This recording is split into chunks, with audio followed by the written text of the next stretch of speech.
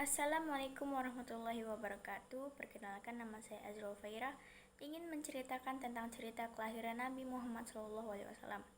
Bermula pada 12 Rabiul Awal tahun Gajah atau 570 Masehi silam, Nabi Muhammad SAW merupakan nabi utusan Allah Subhanahu wa taala yang menjadi penutup dari para nabi.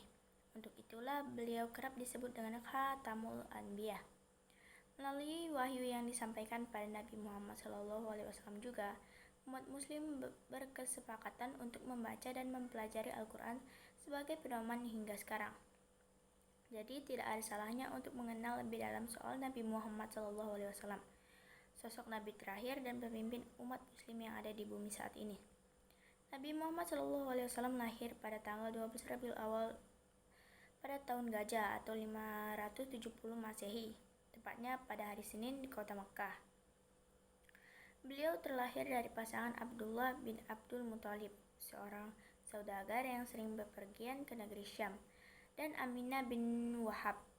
Abdullah, ayah dari Rasulullah SAW, merupakan anak dari pemimpin suku Quraisy dan sangat dihormati di kalangan warga. Sementara Aminah merupakan pemimpin dari Bani Zuhra.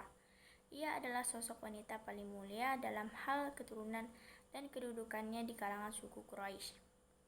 Namun, Abdullah meninggal dunia saat Aminah mengandung Nabi Muhammad, yang saat itu baru berusia 2 bulan, sehingga Nabi Muhammad terlahir sebagai seorang anak tanpa didampingi oleh ayahnya. Abdullah meninggal dunia, sedangkan Aminah, ibunda Rasulullah SAW, sedang mengandung beliau. Ketika itu, ia telah menyaksikan tanda-tanda dan jejak-jejak menunjukkan bahwa anaknya memiliki kemuliaan.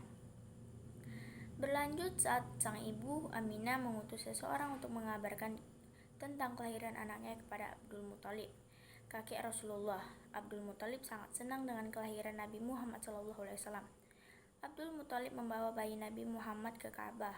Hal ini dilakukannya untuk berdoa sekaligus sebagai ungkapan rasa syukur kepada Allah atas kelahiran Nabi Muhammad. Kakek Rasulullah SAW kemudian menyerahkan bayi Muhammad kepada salah seorang ibu susuan dari Bani Sa'ad bin Bakar. Ibu susuannya bernama Halimah binti Abi Zu'aib.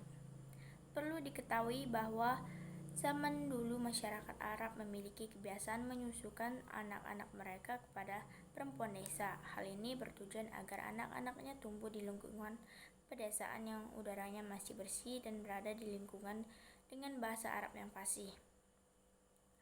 Muhammad kecil saat berusia 5 tahun sudah kembali ke rumahnya. Ia mulai kembali hidup bersama ibunda dan kakeknya. Namun tak lama setelah itu, tepatnya saat Rasul berusia 6 tahun, Nabi Muhammad juga kehilangan sang ibu, Siti Aminah, yang meninggal dunia setelah mereka berdua ziarah ke makam Abdullah. Aminah dikabarkan jatuh sakit sebelumnya dan dikuburkan di sebuah desa bernama Abwah. Sepeninggal ibunya, Nabi Muhammad harus diasuh oleh Abdul Muthalib, kakeknya. Demikianlah seorang Nabi Muhammad yang masih berusia 6 tahun sudah harus menjadi seorang anak yatim piatu tanpa kedua orang tuanya. Hal ini membuat Nabi Muhammad dirawat sepenuhnya oleh Abdul Muthalib yang sangat menyayanginya. Nabi Muhammad kecil hidup bahagia dalam asuhan Abdul Muthalib dan Ummu Aiman. Namun seakan kebahagiaan tidak berlangsung lama, 2 tahun kemudian Muhammad kecil kembali kehilangan seseorang yang istimewa baginya, yakni sang kakek, Abdul Muthalib. Tidak dapat dibayangkan bagaimana kesedihan seorang anak usia 8 tahun tersebut. Pengasuhan Muhammad kecil kemudian diserahkan kepada pamannya yang bernama Abu Thalib. Saat bersama pamannya inilah seorang pemuka agama mengenali Muhammad sebagai utusan Allah Subhanahu wa taala dan membawa Islam pada seluruh masyarakat dunia.